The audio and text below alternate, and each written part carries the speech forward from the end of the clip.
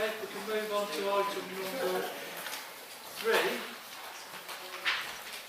Oh, sorry. So I'd like to declare an interest in this, a personal interest in this one, please. Okay. Item number 3, Holland and Barrett. Well, I suppose I should say all members of the committee have received a letter from, well, an email from the Mayor in regard to this site. Not all members.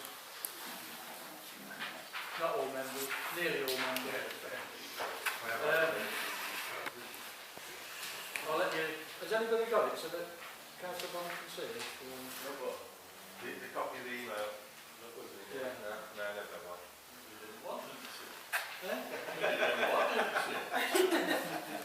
Well, in that case, I'll take it upon myself to read it out so that all members are aware of it, because I don't know whether anybody's people have problems with it.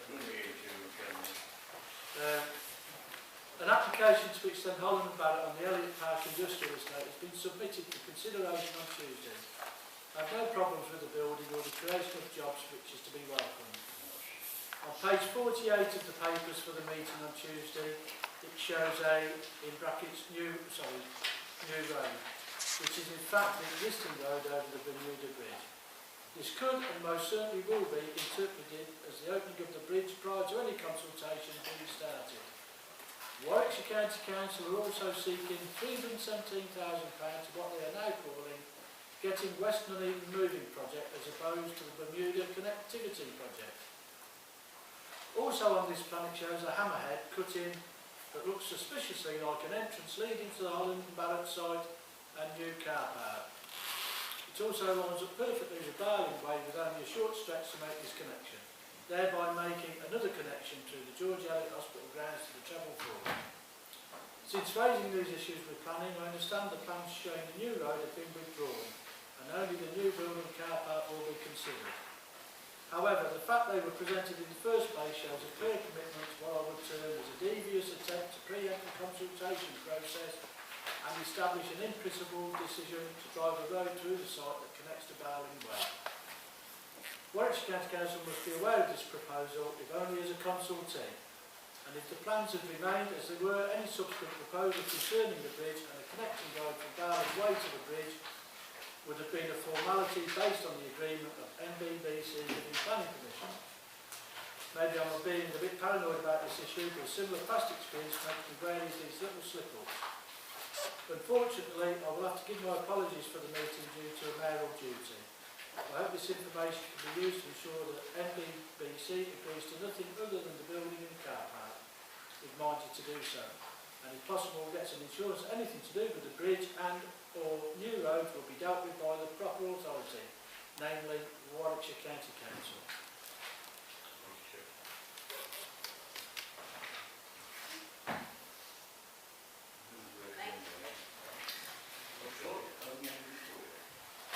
This is a full planning application for a 4-storey office building linked to the existing 3-storey office building and a construction of a new car park opposite the site. The site is located at the end of Barling Way on Elliott Park. There are a number of showrooms and other office blocks in the surrounding area.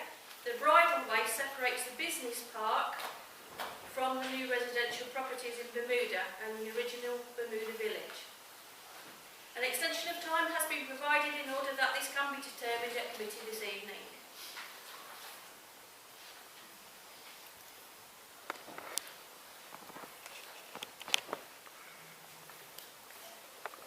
The proposal will provide an immediate additional employment for 80 full-time jobs, but ultimately it will provide an additional 300 jobs.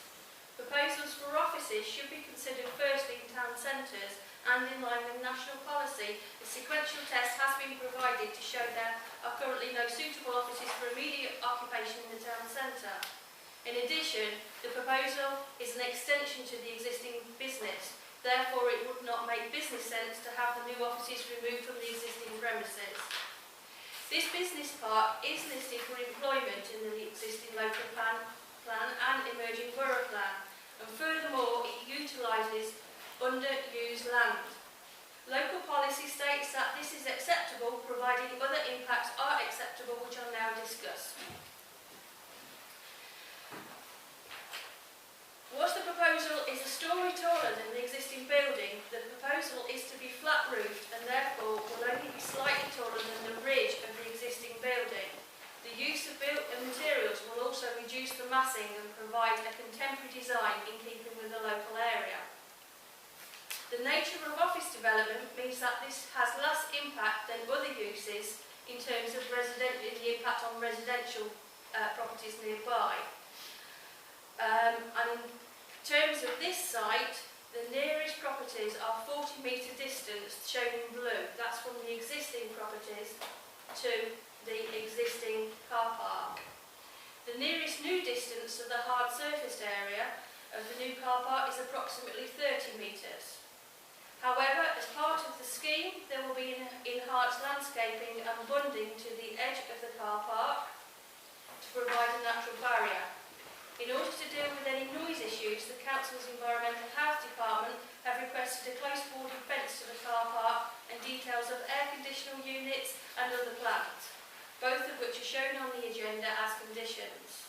Therefore, in terms of residential amenity, it is considered acceptable. The Council's parking standards are no longer extant, but are still used for guidance. The proposal will exceed the guidance specified. Plus, there are additional spaces for motorcycles and cycle spaces. Warwickshire County Council have no objection subject to condition and is therefore considered acceptable in terms of highway safety. In terms of ecology and contamination, Warwickshire Wildlife Trust and the Council's Parks team do not object, providing an area of the car park is upgraded for biodiversity and on-site provision. That's that area there. There's also off-site provision to be agreed, that has been agreed in the adjacent Elliott Park, which they will provide a high vernacular for reptiles in 2 places. Residents have objected as a plan has been included in the agenda that omits landscaping to the boundary of the car park. However, this drawing was purely to illustrate that the application before you will not impact on any possible future intentions by county in relation to the bridle way.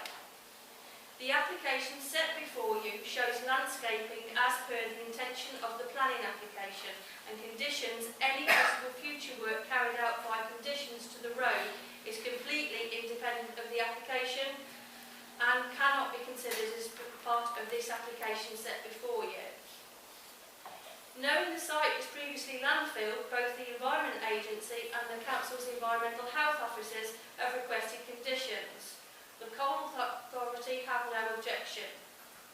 The proposal is in the zone least likely to flood, and both the Environment Agency and Warwickshire County Council drainage teams are happy with the proposal, subject to conditions. Therefore, in terms of the environment, the proposal is considered acceptable. County requested 317,164 and 2p towards the Getting West and Eton Moving Scheme. This is for the cycle footpath from the new station to the bus terminus. However, this was not considered self-compliant by officers and negotiations agreed that a contribution of 22,000 to improve the cycle link from Barling Way to the Bridle Way was considered relevant as it was in close proximity and directly related to the site. Therefore, it was considered to be seal compliant and, if approved, will be safeguarded by a 106 agreement. Warwickshire County Council also requested a contribution of 516,429.69p to a strategic highway network infrastructure and measures to improve walking and cycling within the borough. This is considered by officers not to be directly related to the site nor seal compliant and is an unreasonable request. In order to ensure there is no net loss of biodiversity from the development, it has been agreed between officers and the applicant that an area of land to the west of the development in Elliott Park will be enhanced for ecology in order to be later adopted by the council. This work again will be safeguarded by the 106 agreement. In conclusion, it is considered that the recommendation is for approval, subject to the conditions and legal agreement, as the application complies with policy, will provide employment and any possible impacts can be made acceptable via condition and the 106 agreement. Thank you, Chair. Thank you. Councillor Conway. Thank you very much, Chair, Councillors. This is a very important application. 600 jobs from what is now 300 jobs is very much to be welcomed, and no one, I think, has objected to the office building being built and extended. What has been a major point is what's happening with this car park and the transport arrangements for this site.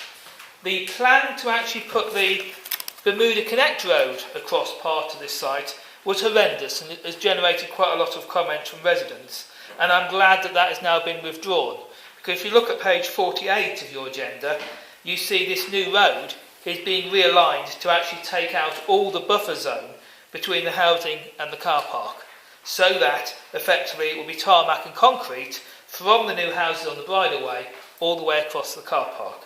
So it is most welcome that that part of this application has been changed, and we're now looking back at this plan. 30 metres with fencing and a wildlife corridor would be probably acceptable for the jobs created. 30 metres full of road and tarmac obviously wouldn't. It's very different. Transport is also a key issue. I actually contacted the planning officers because we desperately need better bus services for this 600 workers. The bus service runs every half hour from the town centre to the development. There's another service that runs every half hour, virtually at the same time. So we have 4 buses an hour, but they run every half hour in pairs. Yeah, 2 buses come along, bang, bang, half hour, 2 buses come along, bang, bang. So I have asked that we actually get the bus services realigned, not necessarily more buses, but actually so the buses run roughly every 15 minutes. Because if we're going to get some of these 600 people travelling to the railway station or the town centre or wherever, or up to Bedworth, by bus, we actually need them to be equally spaced. And we've failed to sort out these type of issues. And sustainable transport is going to be so important, because this is a big employer. And if the 600 people all have to go by car, because the bus services are too big a gap, then it's going to put more strain on the bypass, more strain on transport everywhere else. So I do hope you approve this, but with conditions to sort out the transport, because we need a modal shift. Yeah, if we can get 60 of those people travelling by bus, that is a big change for the number of cars in the car park. Thank you. Are there any points of clarification? No. Pat Moroney. Chair and members of the Planning Committee, thank you for the opportunity to speak this evening. I'm Pat Moroney, I work for the Dealey Group, and we're working with Holland and Barrett on this application. The application before you represents an excellent job creation opportunity and an important addition to the employment building stock of the borough. Holland and Barrett built Samuel Ryder House just over 5 years ago, and in that time the workforce in the building has doubled. As a result, there is a great need for this new extension now. In the next 5 years, Holland and Barrett expects to continue expanding and to create a significant number of new jobs. Most of the folks who work in the building come from the borough, and there are also a number of workers who commute into Nuneaton from surrounding districts. Being the international head office, the building also hosts many nationally based staff on an ongoing basis. Holland and Barrett operates a graduate training scheme at the building. Nationally, it runs training courses for all of its staff, which on completion gives each staff member the equivalent of an A-level in nutrition. The training courses are government recognised and other important opportunities for folks, important opportunities for folks who have perhaps missed out on education earlier in their lives. Through its own Planet Green strategy, Holland and Barrett operates a sustainable approach to business across all of its operations. It buys all of its electricity from renewable sources. It was the first national retailer to do away with plastic bags in its stores, and it promotes car sharing and cycle to work programs, as well as operating comprehensive recycling programs in its stores and at the application building. The scheme itself sits on an allocated employment site, allocated in both the existing and emerging local plans, and on a brownfield site that also has the benefit of an existing outline planning consent. We feel that the building is a well-designed extension and has been located and detailed to ensure that existing users and local residents suffer no loss of amenity through the proposal. and as has been pointed out, there are no statutory objectors to the scheme.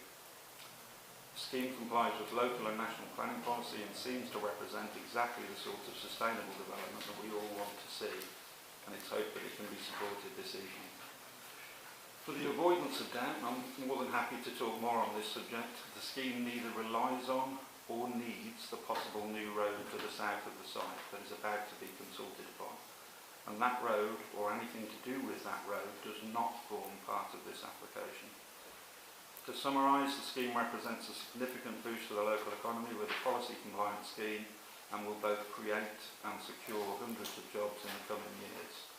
And therefore we would ask that you follow the recommendation of your officers and approve this proposal. Thank you. Thank you. Any points of clarification? Councillor Phillips. Yeah, thank you very much, Chair. Mr. Manning, can you just tell us why the drawings changed? Absolutely. More than Holland and Barrett received whenever we changed the drawing, they received a letter from Warwickshire County Council which contained a drawing with a proposed line of a road. To be fair, it did say in that letter, I'm more than happy to let folks see it, well, it did say in that letter that this line was to be consulted on, and so it's not for public consultation, blah, blah, blah, currently, or public consumption. We obviously felt the need on behalf of Holland and Barrett to evidence to Holland and Barrett that they weren't going to pile on and get a consent. It was absolutely useless because somebody in the future, whether it happens or not, somebody in the future might decide they want to put a road in. So we made a drawing which indicated that we could amend the scheme without any loss of quality, without any loss of parking, and in fact with an enhanced, as a result, green band between us and the existing houses, and accommodate that road should it happen in the fullness of time. And that we sort of thought was a very sensible thing to do, it was a very pragmatic thing to do, but and I have explained to Councillor Comperdore that it in no way condones, supports, needs the road at all. And as I understand it, the little hammerhead that was referred to in the email from Councillor Longden is just an extension of the cycle path that currently links the Bridle Way and Barling Way. I'm not aware, even in the consultation, that there's any plans to extend Barling Way. But obviously, that's for all you guys to talk about in the fullness of time. I'll just make the observation that it was only prepared to evidence that we could deliver this scheme should it happen. And that was a sensible thing to do, but unfortunately it became a suggestion that it was part of the proposal, but it's not. Thank you. Sorry. Okay. Councillor Palmer. Thank you. Yeah, I don't know whether I'm asking the right person for this. I need some clear, accurate, exact definition of what area of land this application covers.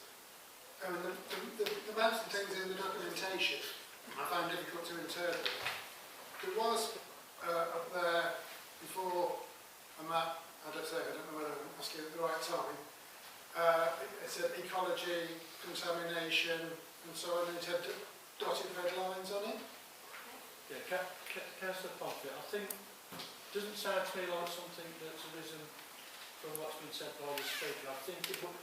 That's the one, but I'll raise it later. I think it would be something for our officers to clarify, so we'll wait for them to get into the debate. Right, thank you. Are there any other points of clarification? Councillor? Pat, can you just, the cycle path at the end of Barling Way from the Discovery House and Holland and Barrett down to the railway, down to the bridge, that bridle way, who owns that pathway? Is it maintained by us? Is it maintained by a county now? No, we still own everything. Unfortunately, Yeah. we still own Barling Way and that, but it is the subject of a Section 38 agreement. Yeah. And we have on numerous occasions tried to get it adopted, but we've always fallen foul of a chip on a curb or something on a... anyway, that's the problem. Yeah. But it is the intention to get it adopted. We're legally obligated to do so. And to a certain extent, whilst it shouldn't be necessarily a consideration for you guys this evening, this being the last part of Elliott Business Park to be developed gives us the perfect opportunity to ensure that that happens. And then the parking on Barling Way, for example, will be much, much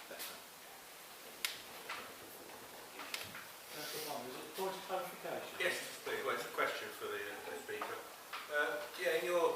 No, it needs to be to clarify Yeah, something. I want to clarify our subject that was talked about, yeah. When I asked that, then you said it was going to be a question. Well, yeah, I'm going to ask clarification by point of a question.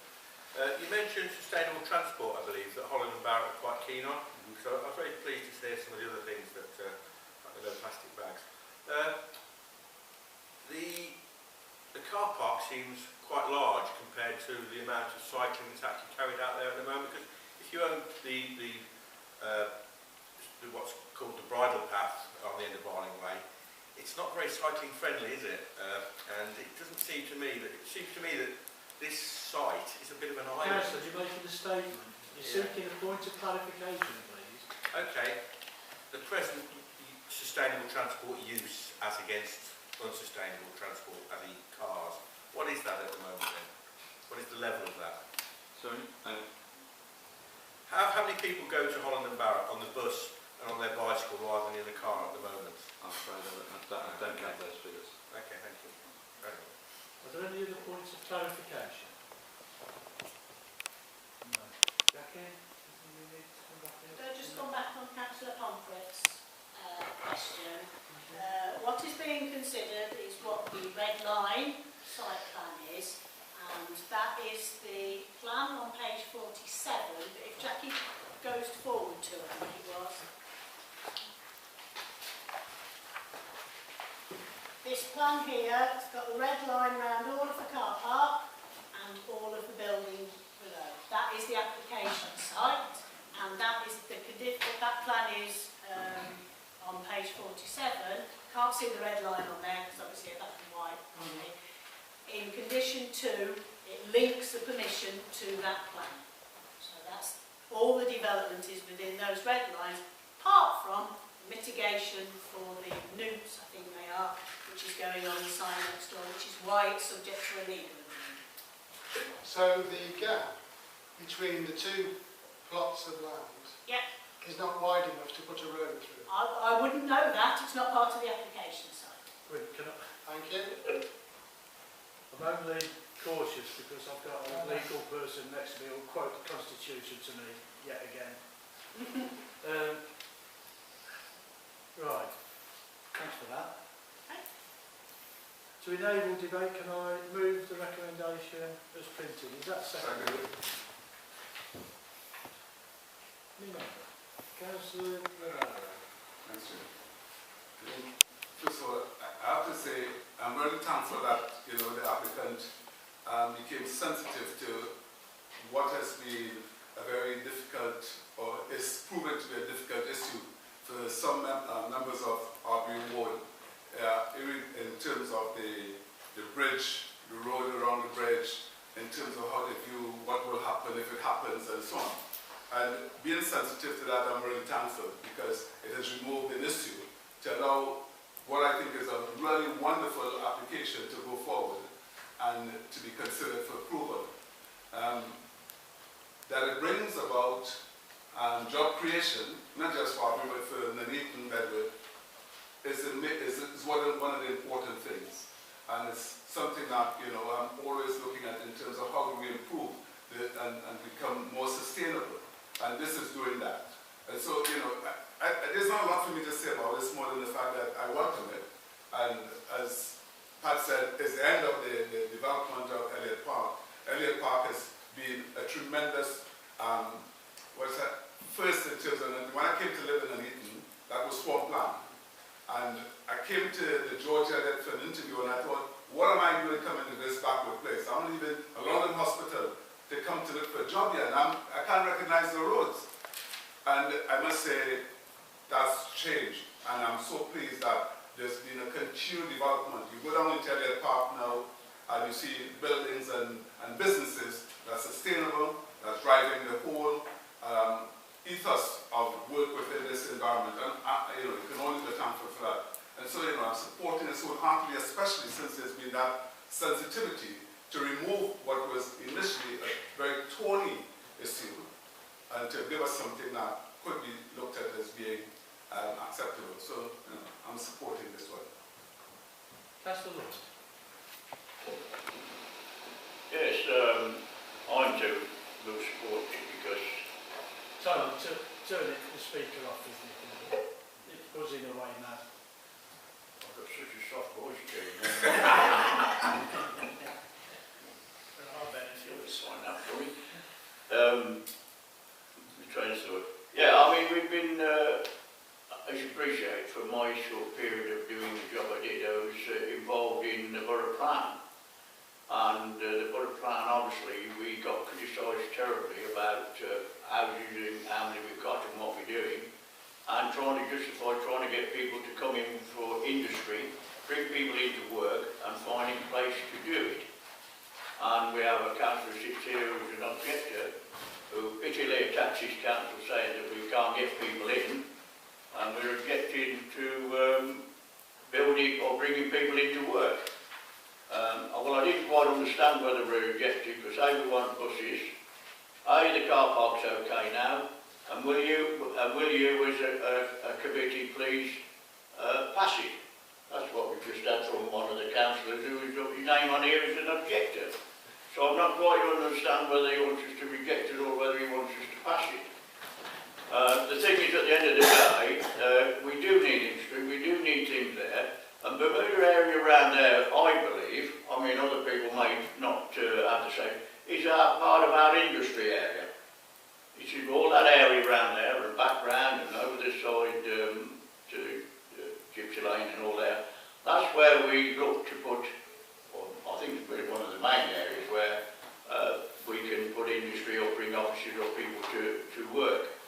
And the sooner we get the bridge open and get that up and running, and so we can get that outside of the town working and going, would be a great help to us all. And I would certainly support that on the campaign with Warwickshire County Council to get it open. So we can get the industry in, get the people in and give them work. So I think, like Donnie has done it, we need employment. As well as, okay, people are saying 5 years housing and when we get an application, we need this. As long as it's not doing any damage or harm or affecting people individually, and the developers have explained to us what they're doing and knocked in the fence around and supported it all. And I believe they're going to have a look at the bridle way and the car and the thing to try and sort that out. But they're saying to us that it's not adopted because they're still struggling with people. Maybe this council or two of the council give them support to get that done. And then to get the thing moving. But to bring people in, as long as we're not doing too more damage in the environment too much, it is industrial area of Bermuda. And if you remember, way back I remember we were talking about Cadwell and all those things down there, and the theme was that we brought industry and houses together, light industry and houses together. I didn't quite swallow it too much, people, but that's what's happened. We have industry and houses working together and doing whatever, and on this one we're doing a bit of a protection job around there, but we have sometime or other, because we're a small borough, work with houses and residents, but the developers have got to take it on board. The fact is, if you are going to do that, then there's quite a lot of things you need to do to protect residents who are going to work in that area. So there's no question about it, Chair. I will second it, move it or do whatever, and I'll vote for it. Thank you. Councillor Bond. Thank you, Chair. I'm just trying to look up the bit that I was going to talk about, questioning the sustainable transport issue of this, because I quite agree with most of my colleagues. We do need employment. We do need social elements to be improved or kept. But all these things are linked together. If we're going to have good housing, good employment, we need good transport. All needs to be linked together. So regarding whatever the legal advice is about the Constitution, I think we do need to talk about other issues like access, perhaps. I found myself today coming down Heath End Road on my bicycle. I've been working, and I thought I'll just go and have a look at the path to see Eastwood's Pool. I've never been down there. I ended up at where this drawing is, the bridle path we've been talking about. So I'll go that way home. I found myself on the Elliott side, or the George Elliott side. It's a bit of an island surrounded by big roads. I struggle to think of a way out of it rather than going back the way it came. But because I know the George Eliot site quite well, I did find a safe route home. So I am a bit concerned about the sustainable transport issues, because this car park's rather large, seems to be an awful lot of car parking spaces, and I'd like to know how many bike spaces are going to be and how the cyclists are going to get in and out. And the other issue I was trying to put there is the bus stops, because it mentioned Bermuda Road, but Bermuda Road is quite a long way from this site, so I'm not even sure where the nearest buses are, apart from the George Eliot one adjacent to the hospital. So yes, I think the proposal to extend the office and increase our work, our job situation, job vacancies is good, but I am concerned about the size of the proposed site for the car park. I'm wondering, would it be an issue if we were to pass this proposal and then at a later date the County Council want to put a road widening scheme in there that would take up some of this land? Who would be liable for costs in that case? You know, would we be subject to an appeal? That all seems to be something we should be thinking about, because the road leading up to the defunct bridge is quite narrow. It's going to have to be widened if it's going to be made open to all traffic. I would prefer obviously to keep it as a cycling pedestrian route, but if it is going to be made open to all traffic, it's got to be widened, and I would have thought it would impose on this car parking site if that's the case. Well, Councillor Bonner, all I say is we can't guess what's going to happen in the future if somebody wants to widen or reduce or do whatever. But we've got an application in front of us, and you either support it on sustainability or you don't. Well, perhaps we should consider this application after the bridge consultation is completed. So then we might be in a better situation to say yes or no. Well, Councillor Bonner, you've been on this committee over a year now.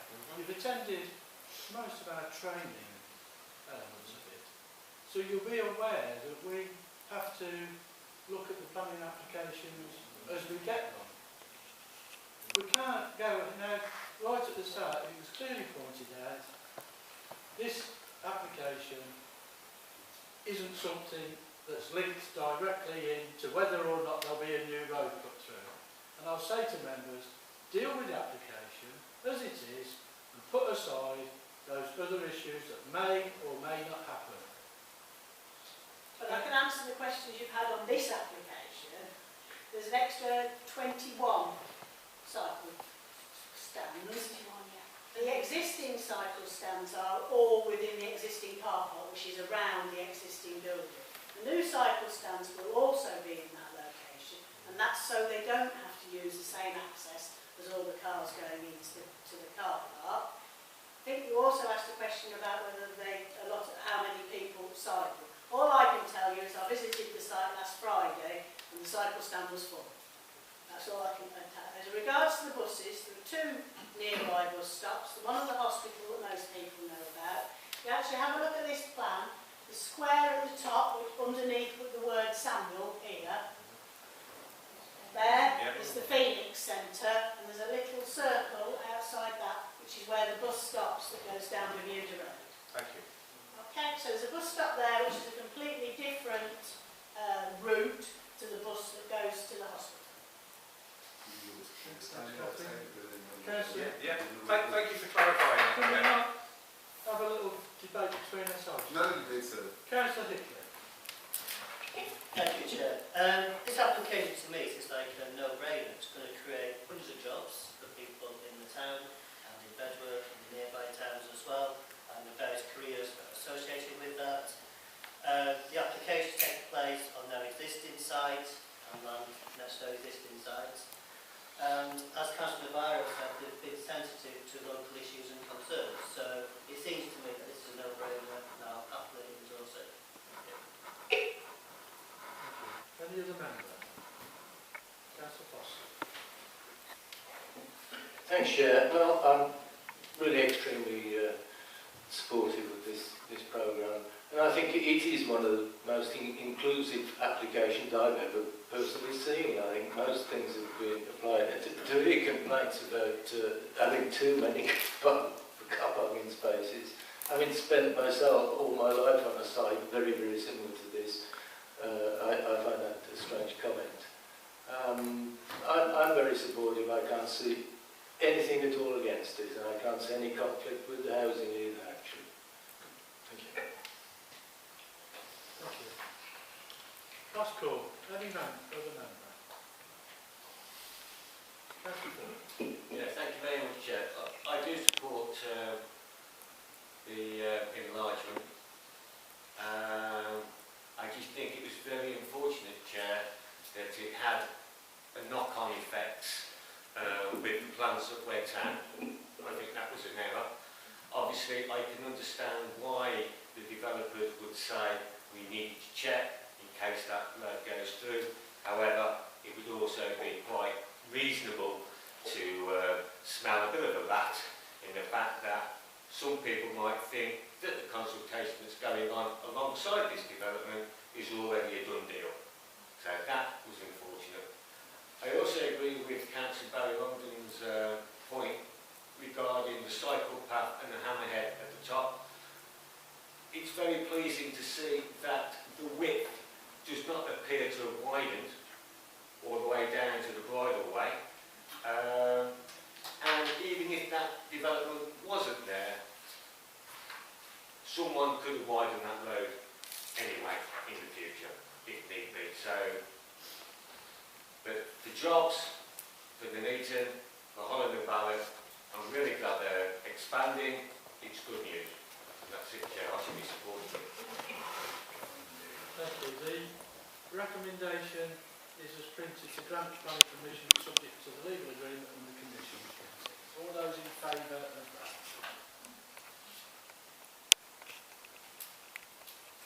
Ten and against? Abstention? There's option left, yeah, I'm abstaining.